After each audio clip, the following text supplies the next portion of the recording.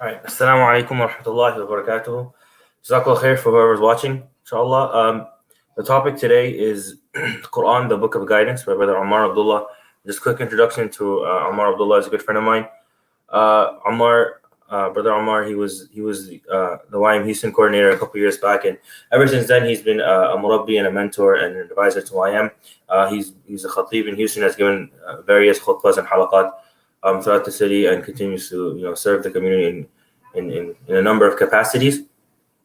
Inshallah, so we'll have him come on. But before we do, inshallah, we would obviously like to start with some recitation from the Quran.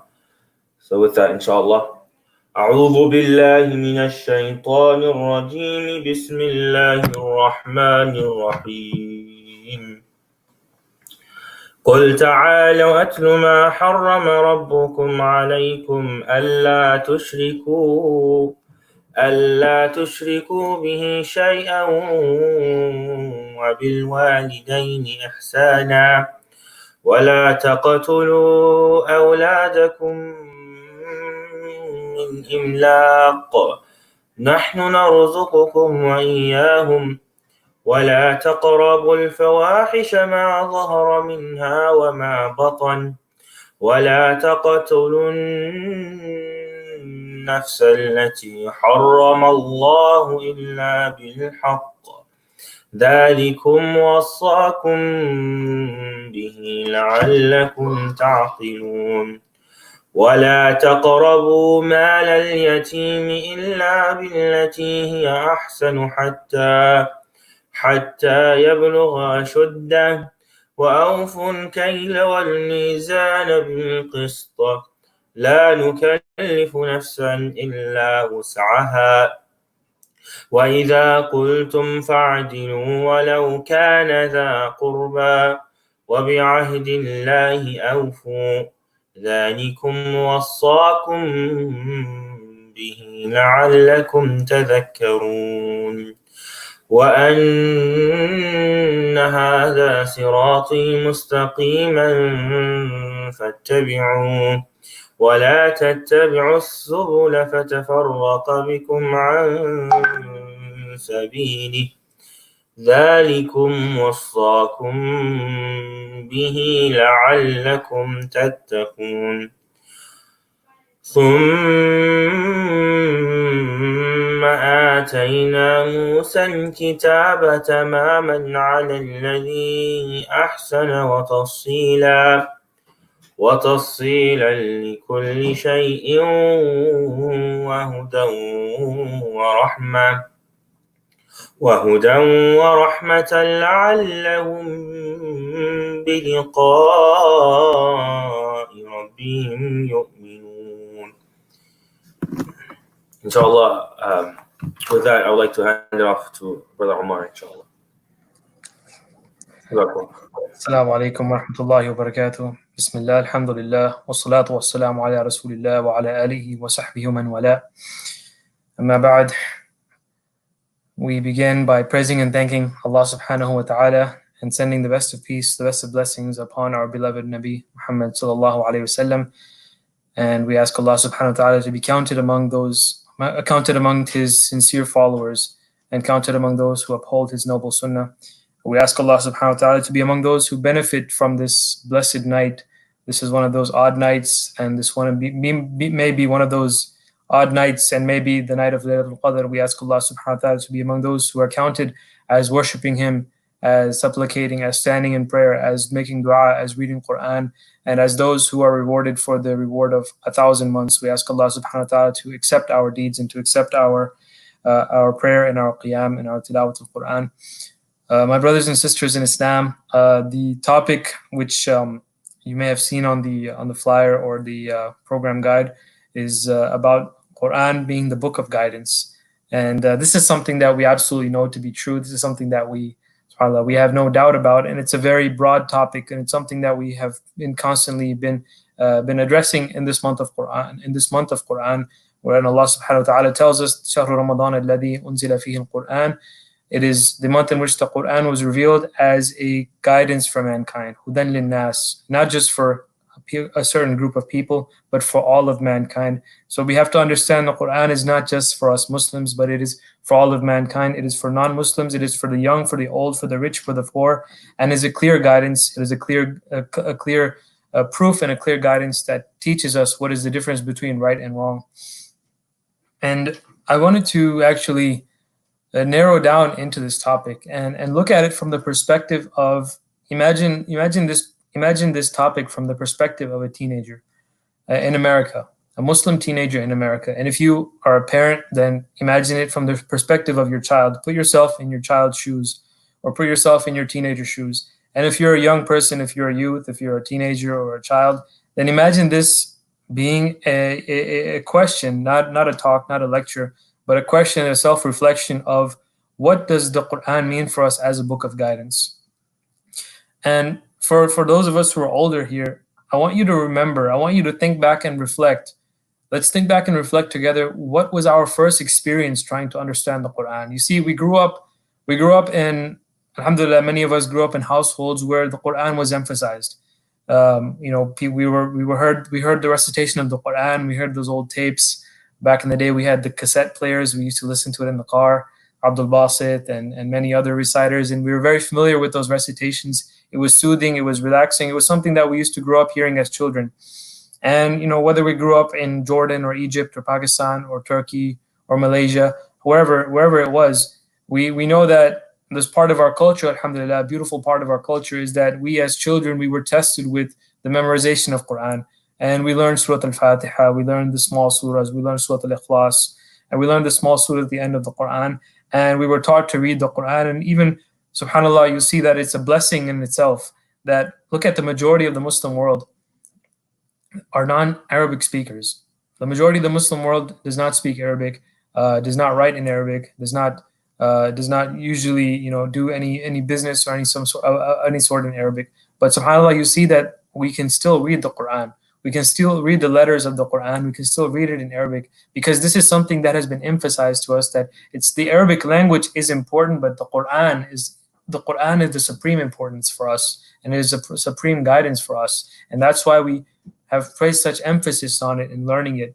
But my brothers and sisters, the one thing is that there comes a point in everyone's life where we start to think that, what are we going to do with this Quran? You see, what are we going to do with the Quran? Allah subhanahu wa ta'ala talks about the Quran. وَلَقَدْ يَسَّرْنَا الْقُرْآنَ لِلذِّكْرِ. We have made the Quran easy for you. Then who will remember it? Who will recite it? Who will have dhikr of the Quran? Allah subhanahu wa ta'ala is telling us this. So part of it is memorization, and another part of it is the reflection on the Quran. When Allah subhanahu wa ta'ala talks about people who have locks on their hearts, أَفَلَا يَتَدَبَّرُونَ الْقُرْآنَ أَمْ عَلَى قُلُوبٍ أَفْقَالُهَا. Then do they not reflect on the Quran, or are there locks on their hearts? You see, this is something that we have to not just read, not just memorize, not just recite, but we have to actually reflect and contemplate on the Quran. And again, think back to when the first time in our life when we actually started doing that. And for many of us, we can say that it was not until our formative years, it wasn't until we reached adulthood. It wasn't until we reached a critical point in our lives where we started to think we have to understand what Allah subhanahu wa ta'ala is telling us. And whether that meant opening a translation of the Quran, whether it meant opening a tafsir. But we see that it's not something that we were emphasized on as children. As children, we were emphasized to memorize, we were emphasized to read and recite, but we weren't emphasized to actually open the Quran and understand it. And if you look at it from the perspective of a youth, of a teenager, of a young person, boy or girl here in America, and you look at it from their perspective, then often they never even get that understanding. They never even get to that point of, why do we have to understand the Quran? Why do we have to actually open the Quran and read it? They might be told to read the Quran in Ramadan. We might have programs, we might have seminars, we might have classes about the tafsir of the Quran, about the meaning of the Quran, but it's something that we as Americans, Muslims in the West, have really let ourselves down in this regard, in that we haven't made it an emphasis. And subhanAllah, it's not just America, but it's the entire Muslim world, where we haven't made it an emphasis to actually open the Quran, to actually open a translation or a tafsir and to read it and ponder over it. So this is where Allah subhanahu wa ta'ala is telling us that there are there are such benefits in reading the Quran with the translation, with the understanding, so we can act upon it. We see that there are levels of how we are told to recite the Quran. You see, there's levels of reciting it, iqra. There's levels of memorizing it and holding it within our hearts. There are levels of contemplating on reflecting upon it. And there are levels of acting upon it. And that is the highest level. The ulama say the highest level is actually acting upon the Quran. And in the verses that Hafiz Umar revealed a few minutes ago, at the end of those verses, Allah subhanahu wa ta'ala is these verses that he recited, these are the verses that were sent down, and it's telling the Prophet ﷺ these commandments. So Allah subhanahu wa ta'ala is saying to the Prophet ﷺ that this revelation was sent to Musa alayhi salam. And we know that Musa alayhi salam was given the Torah, and he was given a list of commandments to give to the Bani Israel. And and sometimes those are referenced as the 10 commandments here, and by the Jews and Christians. And those are referenced as the laws that Musa alayhi salam came with. And we see that the Prophet ﷺ also received laws and also received guidance and sharia and hikmah on how to conduct the orders of the world. And we see in those series of verses that Hafiz Umar recited, sometimes the ulama call those the 10 commandments of Islam. So not the 10 commandments of Judaism or Christianity, but the 10 commandments of Islam, where Allah subhanahu wa ta'ala says that these verses have been recited to you, and Allah subhanahu wa ta'ala tells us not to associate anything with him. That's the first one. Allah subhanahu wa ta'ala tells us to be good to our parents, to don't slay your children, don't kill your children out of fear of poverty, because Allah subhanahu wa ta'ala provides for everything. And do not approach the fahisha, don't approach the shameful things. And don't kill people unless there's a just cause for it, and don't come near the orphan. And when you do business, make sure you do it in a just capacity. And when you speak, be just and fulfill the covenant with Allah subhanahu wa ta'ala. So these are the commandments that Allah subhanahu wa ta'ala is laying down. And at the end of these verses, Allah says, وَهَذَا كِتَابٌ أَنزَلْنَاهُ مُبَارَكٌ فَاتَّبِعُوهُ وَاتَّقُوا لَعَلَّكُمْ تُرْحَمُونَ. And likewise, we have revealed this book, a blessed book. So Allah says this is a blessed book. And then the next verse is فَاتَّبِعُوهُ, follow it, وَاتَّقُوا لَعَلَّكُمْ تُرْحَمُونَ, and then become God-fearing, and you may be shown the mercy from Allah subhanahu wa ta'ala. You may be shown rahmah from Allah subhanahu wa ta'ala. So we see here, this is one of the clearest and perhaps the clearest commandment to us, that we should actually follow the Qur'an. We should actually look at the Qur'an and actually look at these instructions that are given to us. And we see that this instruction comes after a series of 10 instructions that are very clear in their nature. And we saw these. We saw, do not associate things with Allah subhanahu wa ta'ala, be good to your parents, speak truth even if it concerns a near family member, don't cheat people in business. So we see these are clear commandments. And at the end, فَاتَّبِعُوهُ, so follow this book. And we see throughout the Quran there are guidance for us to follow upon. So this is the ultimate level. We see that even among the Sahaba and the narrations that are given about the Sahaba, it took them several years to memorize the Quran. And then several years, because they would memorize the Quran, they would contemplate upon it, and then they would also make sure that they were acting upon it before they started memorizing the next set of verses. Before they started going on to the next set of verses, they would actually make sure that they were following everything that is said. So when Allah subhanahu wa ta'ala tells us in the Quran to control our anger, it's something that we have to perfect within ourselves. وَالْقَاذِمِينَ الْغَيْظَ, when Allah subhanahu wa ta'ala says, and those who control and restrain their anger, وَالْعَافِينَ عَنِ النَّاسِ, and pardon the people. This is something that we have to make a characteristic of ourselves. This is something that we have to imbue within our hearts, imbue within our souls and our nature, and then carry that out. This is what actually it means to actually follow the Quran, is to not just look at it as something that we can take voluntarily, something that's optional, something that we can say, this is just for reference, but rather it's something that we should follow. When Allah subhanahu wa ta'ala tells us to avoid backbiting, when Allah tells us to avoid suspicion, when Allah tells us not to call people by these nicknames, not to judge people and treat them harshly for mistakes that they have committed. When Allah subhanahu wa ta'ala tells us these things, then these are things that we have to act upon. When Allah tells us to listen when the Quran is recited, and Allah subhanahu wa ta'ala tells us to listen and have fear of that. When Allah tells us to make sajda, and those who and all the verses that come with the sujood, there are verses that relate to people who are too arrogant to even make the sujood. They're too arrogant to make the sujood. When we hear those verses, we see that it's a commandment from Allah, and so we make the sujood, we immediately make the prostration. So this is the first point that I wanted to mention, that we have to follow what is in the Quran as a guidebook, as a manual for living our lives.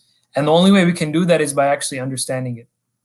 So I go back to the question, and we reflect on when was that pivotal moment in our lives when we actually started to reflect on the Quran that way, and how can we make that same journey for our children, for our teenagers, for the youth here in America. And the way that we do that is we make them understand that the Quran is something that they have to pick up and they have to read. And when you do that, there is a way that we can do it as parents. We can force them to do it. We can say, look, I want you to read this surah, and I want you to tell me what was the meaning of this surah, and I want you to do this. We can have competitions, we can have quiz competitions, we can have all sorts of things that can give incentives to children and make them actually understand. And subhanAllah, it reminds me of a story. My dad, when I was young, whenever we would do something, we would misbehave, he would tell us to read from the Quran. He would tell us to go open the Quran and read the translation for however we misbehave. For example, if one of us got angry, one of us lost our temper and started fighting with our siblings, he would tell us to open the Quran into that and recite from those verses that talk about controlling the anger. And if one of us was backbiting, he would tell us to open Surah Al-Hujurat and understand what does Allah subhanahu wa ta'ala say about backbiting. So after telling us this, subhanAllah, he would always tell us, and I always said that I did it. I always said that I read the Quran, I read it, and but we would just glance over it and we would just skim over it, and then we would go back and go back to playing. So it's something that we can force on our children, or we can try to imbue it into them. We can try to make them come to a point where they actually start doing it themselves. And one way to do this, Allah subhanahu wa ta'ala, He says in the Quran, وَتَعَاوَنُوا عَلَى الْبِرِّ وَالتَّقْوَى وَلَا تَعَاوَنُوا عَلَى الْإِثْمِ وَالْعُدْوَانِ, and help each other in goodness, in birr, and in taqwa, and having fear of Allah subhanahu wa ta'ala.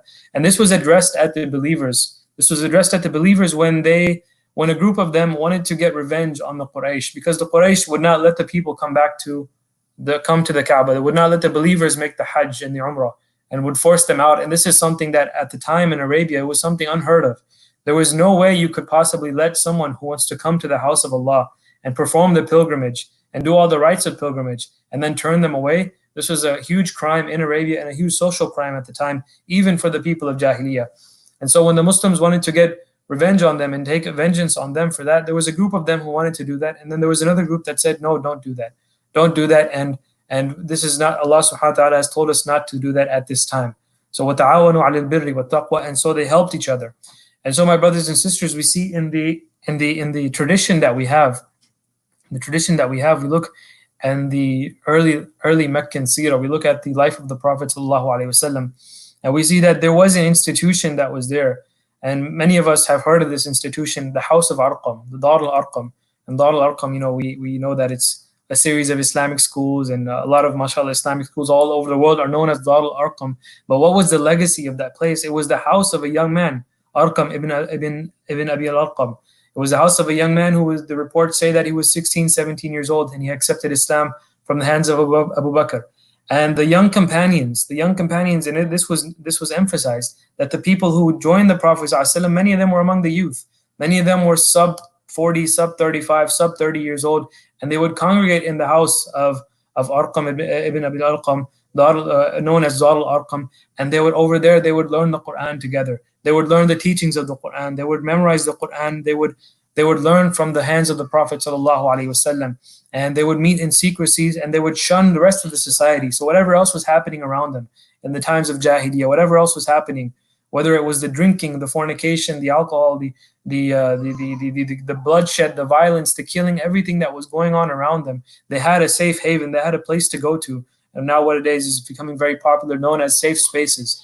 But this was a safe space that was not meant to distract away from the commandments of Allah subhanahu wa ta'ala, but rather to bring us back towards the commandments of Allah. And so that's what we need in our society nowadays. And in those safe spaces, in those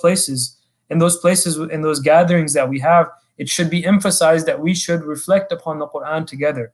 We should help each other understand what the Quran teaches us.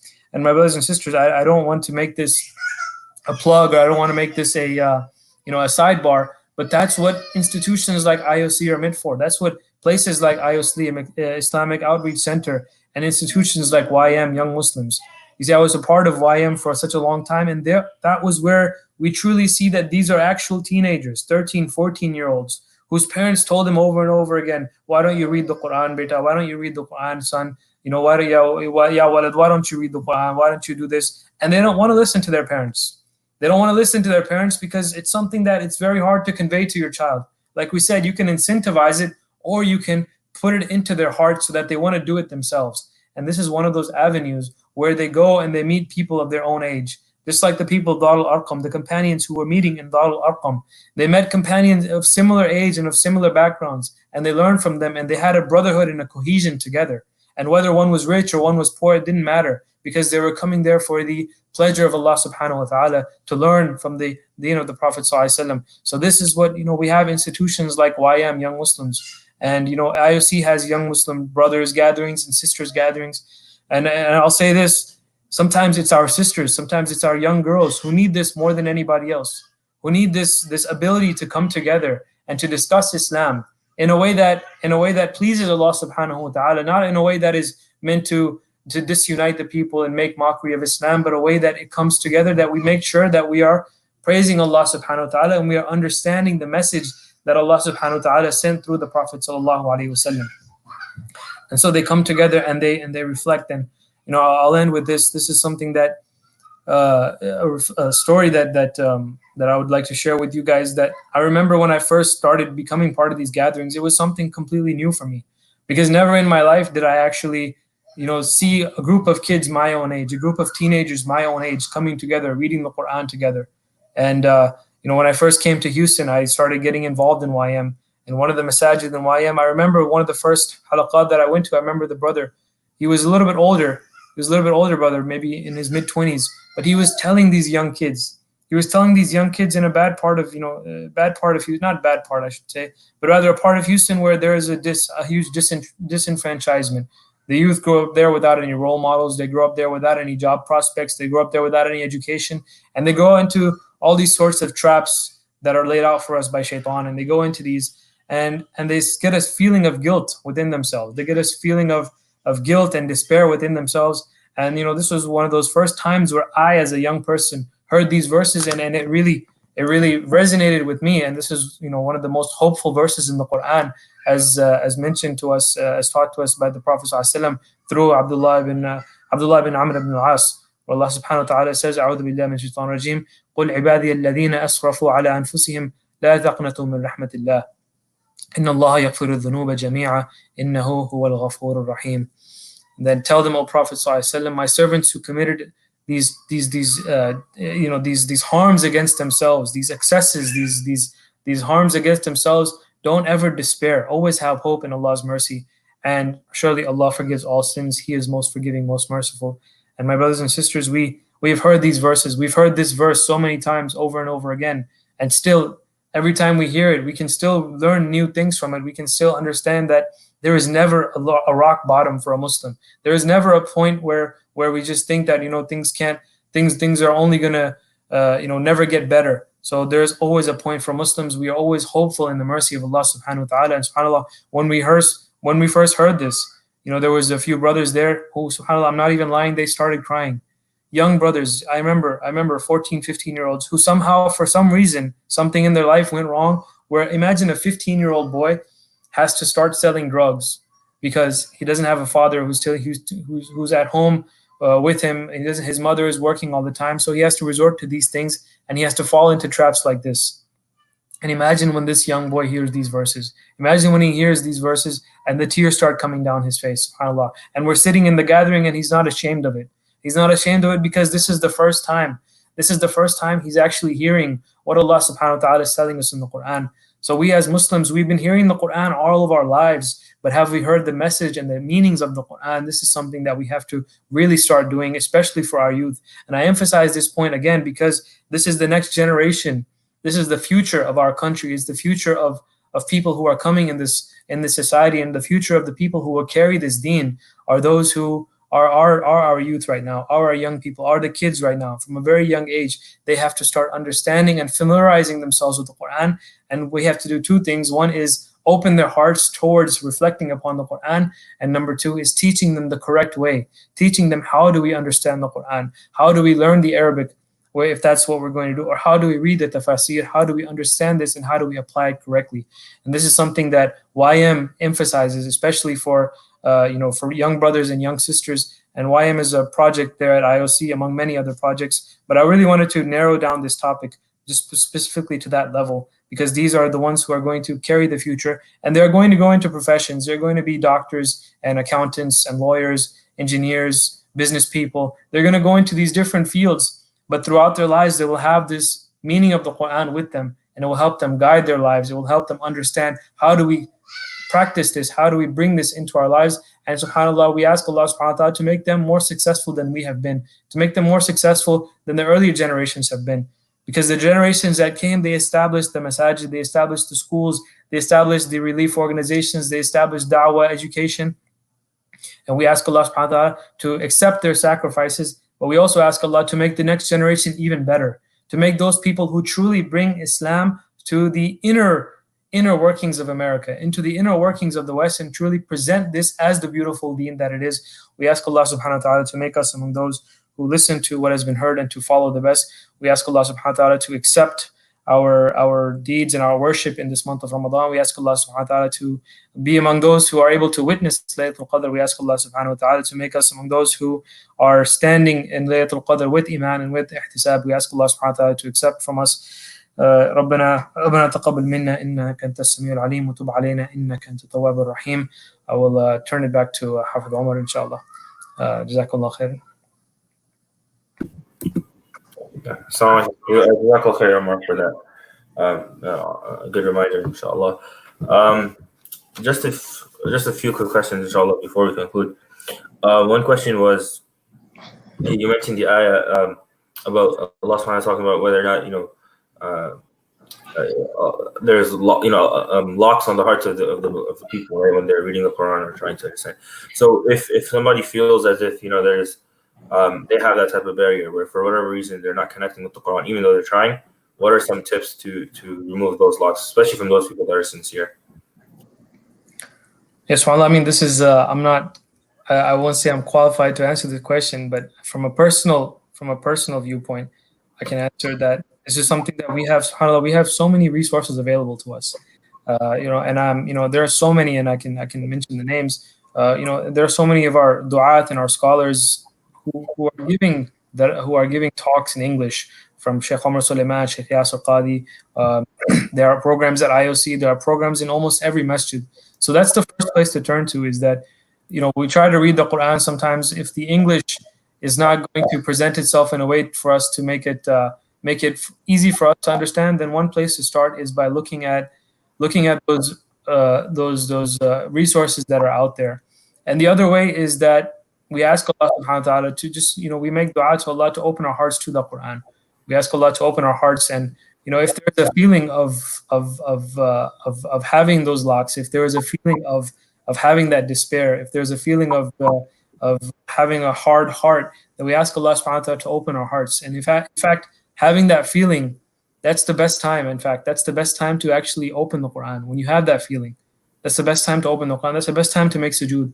And the Prophet ﷺ taught us, that even if you are having a difficult time crying, then even just try your hardest. And I know that that's not the best answer we can give, but these are resources that we have available to us.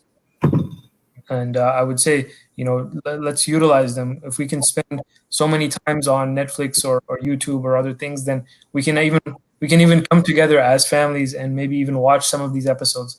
And subhanAllah, one last point is that what works for one generation may not work for another.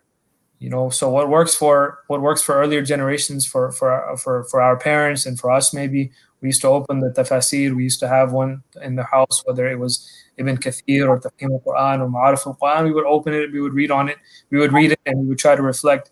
And now this is I would dare to say this is a monumental task to ask for a teenager. So start with baby steps. Take a first step and say, one thing we can start doing. Let's do it together as a family. Let's go to YouTube. let's start watching this short lecture, this particular surah, and then we can have a discussion as a family, and then we can say, now that you know something about this, try reading it in the Quran yourself. Try actually going through the Quran, reading this yourself, and making things easy for the kids. Because once you get started, once you get started, then it's an easier process from there. Allahu A'lam. Yeah, Jazakallah khair. And then one last question, inshallah, and then we can conclude. You mentioned obviously on relating the youth and the relationship with the Quran, and maybe this is something you have more experience with.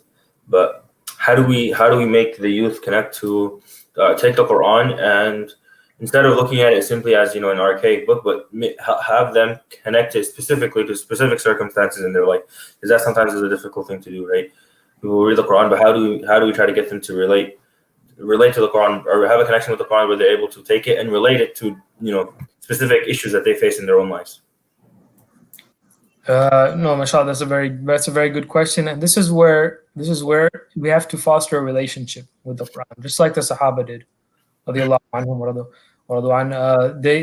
They fostered this relationship with the Quran. They would take years and years to reflect on it. They would take years. So it's something that it's not an overnight process. It's not even a 1 month or a 1 year process. It's something that we have to start doing every day. And open the Quran, find a surah. Whether you start from Surah Al-Baqarah or you're following a guide or following maybe a book that mentions some ayat and some reflection on some ayat, whatever it is. Start from a place, and the best, of course, is to start by ourselves in this month of Ramadan and continuing after throughout the year, not just in Ramadan, but throughout the year. And Ramadan, of course, we double, triple, quadruple our efforts, even after Ramadan is over. If we're reading 1 page in Ramadan, we're reading 20 pages in Ramadan, then even do half of that, even do a quarter of that throughout the year. Every day, open the Quran, find a page, and reflect on it, because those instances where we see things, those instances where we see commandments and we see guidance from Allah subhanahu wa ta'ala that is directly relevant to us, those will come by the mercy of Allah subhanahu wa ta'ala. Those will come to us, but it won't come unless we have a relationship. So it won't come when if you don't have a relationship with the Quran, you're not reading it every day, you're not trying to contemplate it every day, then it's just going to be something that sits on the shelves, and it's something that we will only use to argue with others about. SubhanAllah, we ask Allah to save us from that fate of just being those who argue with the Quran. But if you make a relationship with it, then you get those points. You will understand that here Allah subhanahu wa ta'ala is telling me what to do when I'm sad. Here Allah subhanahu wa ta'ala is telling me what to do when I'm happy. Here Allah is telling me how to treat my parents. Here Allah is telling me how to spend my money. We see that throughout the life. So my humble answer is that the only way to do that is to foster this relationship and to make it a lifelong relationship with the Quran. Jazakallah. Yeah, I think that's it with actual questions. But one last thing before we conclude, one issue is just reading the Quran and not even just to see just translations. Do you have a translation that you would recommend? That's always a question. The one thing we have to understand, the English, we have a lot of English translations, and I would say that sometimes we get caught up in looking for a translation. We get caught up in this paralysis analysis. I think the best thing to do for someone who is just beginning is to pick up any translation, whichever one it is. If it's Sunni translation, it's available in our masajid, it's available in the IOC or whatever masjid you go to. Start with that, whether it's Abdul Halim, whether it's Yusuf Ali, whether it's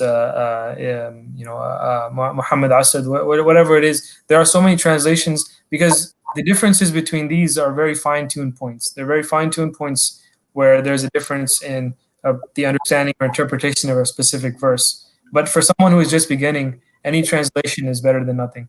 Of course, much better than nothing. So pick up any translation. But for someone who is wants to get a deeper understanding of the asbab al-nuzul, or the reasons for the revelation of particular ayat, then one recommendation would be Tafhim al-Quran. The English for that is a little bit dated, but it's a very valuable resource. It's available online. Tafhim, Tafheem, Tafhim al-Quran. It's available online, and there are several others as well. Ibn Kathir is available online. Ma'arif al-Quran is available online as a PDF. But again, it depends on what level you're at. For beginners, any translation is fine. Any Sunni translation is fine for them. For those of who want to understand more deeper, then I would recommend Tafhim al-Qur'an. And for very advanced students of knowledge who would read the Qur'an in the original Arabic, of course, they are ahead of myself. So they're the ones who I should be learning from. All right. I think something wrong with my audio. Okay. So inshallah, with that, we'll conclude with just a quick dua. I pray that Allah subhanahu wa ta'ala allows us all to benefit from whatever has been said, gives us the tawfiq to act upon anything that has been said, I pray that Allah subhanahu wa ta'ala allows all of us to build a relationship with the Quran, to act upon the Quran, to instill a love of the Quran in our hearts. I pray that Allah subhanahu wa ta'ala makes us amongst those not simply that memorize the Quran or read it, but become truly people of the Quran that have a deep connection and relationship with the Quran. I pray that Allah subhanahu wa ta'ala makes the Quran a intercessor for us on the day of judgment, not against us. Allahumma ameen. اللهم ارحمني بترك المعاصي أبدا ما أبقيتني وارحمني أن أتكلف ما لا يعنيني وارزقني حسن النظر فيما يرضيك عني اللهم بديع السماوات والأرض ذا الجلال والإكرام والعزة التي لا ترام أسألك يا الله يا رحمن بجلالك ونور وجهك أن تلزم في قلبي حفظ كتابك كما علمتني وارزقني أن أتلوه على النحو الذي يرضيك عني اللهم بديع السماوات والأرض ذا الجلال والإكرام والعزة التي لا ترام أسألك يا الله يا رحمن بجلالك ونور وجهك أن تنور بكتابك بصري وأن تطلق به لساني وأن تفرج به عن قلبي وأن تشرح به صدري وأن تغسل به بذنبي فإنه لا يعنيني على الحق غيرك ولا يؤتيه إلا أنت ولا حول ولا قوة إلا بالله العلي العظيم اللهم اجعل القرآن ربيع قلبي ونور بصري وذهاب همي اللهم آمين. I pray that Allah subhanahu wa ta'ala makes the Quran, a spring for our hearts. I pray that Allah subhanahu wa ta'ala allows the Quran to be a means of content for us. I pray that Allah subhanahu wa ta'ala makes the Quran, a source of calmness and guidance and peace and tranquility for us. Ameen. With that, inshallah, we conclude. سبحانك اللهم وبحمدك نشهد أن لا إله إلا أنت أستغفرك ونتوب إليك والعصر إن الإنسان لفي خسر إلا الذين آمنوا وعملوا الصالحات وتواصوا بالحق وتواصوا بالصبر. جزاك الله خير. Thank you so much. السلام عليكم. السلام عليكم ورحمة الله وبركاته.